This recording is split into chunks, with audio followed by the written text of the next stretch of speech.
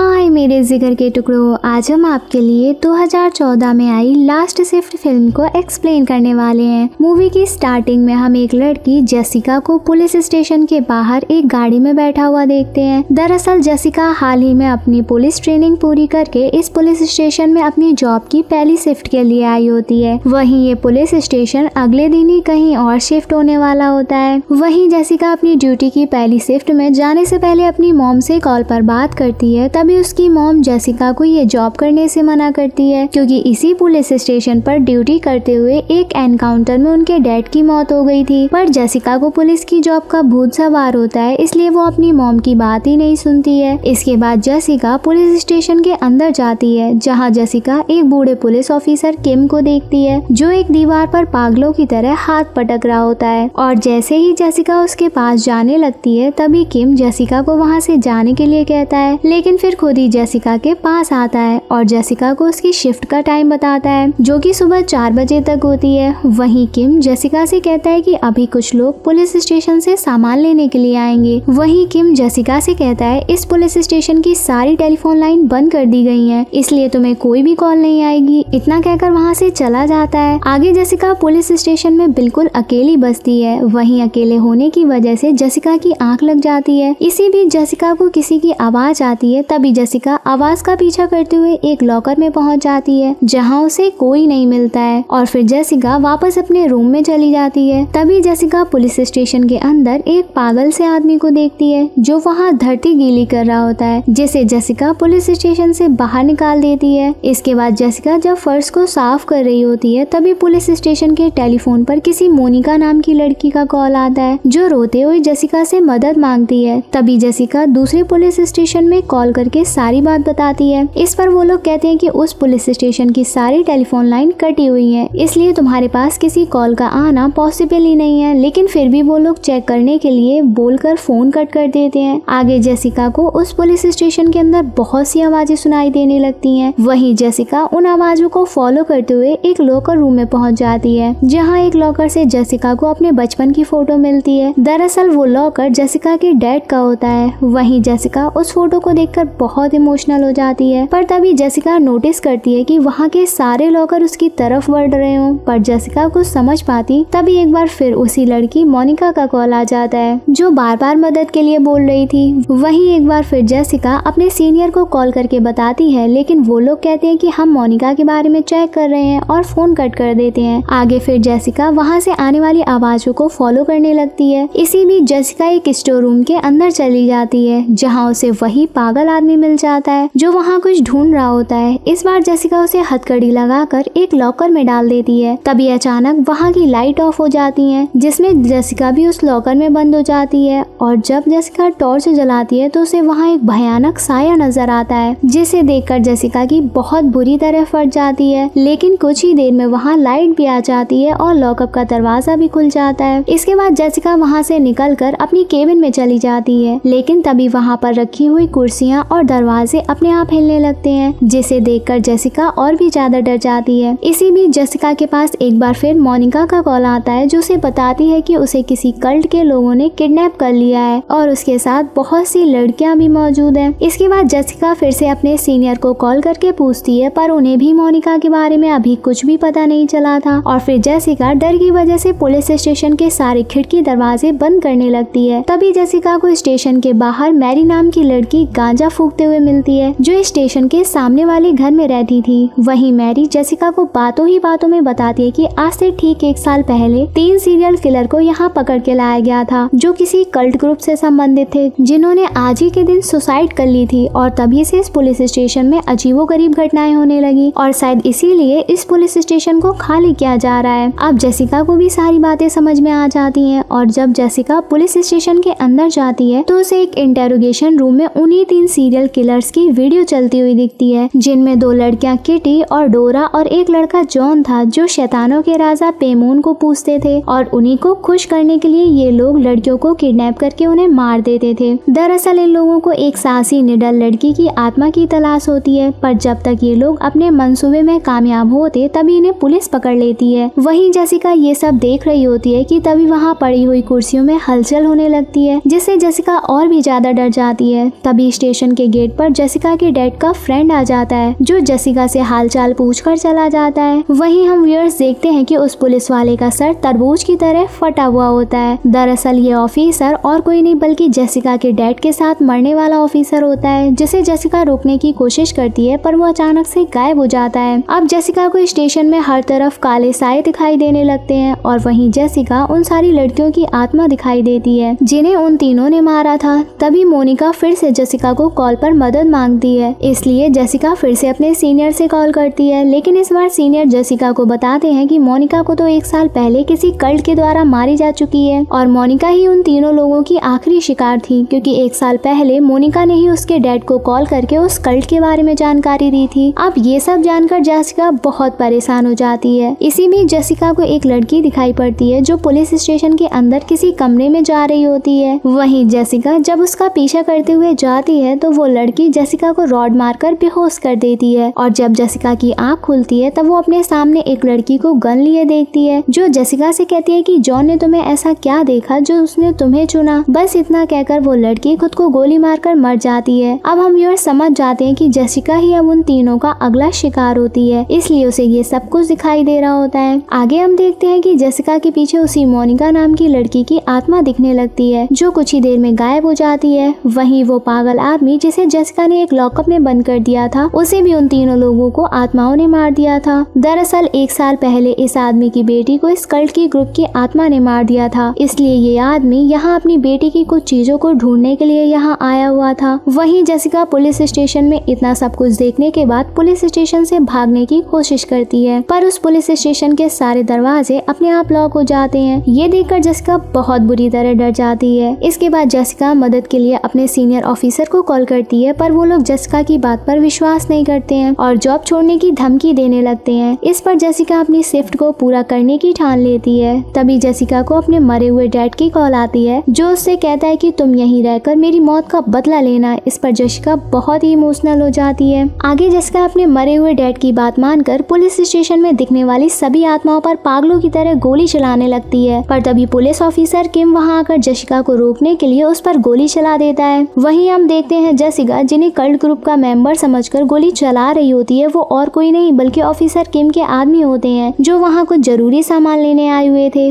वहीं जेसिका गोली लगने से बहुत बुरी तरह जख्मी हो गई थी और अपनी आखिरी सांसें गिन रही होती है। तभी हम जेसिका को अजीब सी धुन को गाते हुए सुनते हैं और हम उन तीनों सीरियल किलर्स की आत्मा को जेसिका के पास देखते हैं जो वहाँ जेसिका की आत्मा को लेने आई होती हैं और इसी तरह जेसिका की पहली शिफ्ट लास्ट शिफ्ट में बदल जाती है और ये मूवी यही खत्म हो जाती है। चलो जल्दी से कमेंट करके बताओ आपको मूवी कैसी लगी। लाइक और शेयर करना मत भूलना। हमारे चैनल को ऐसे ही प्यार देते रहिए। I love you.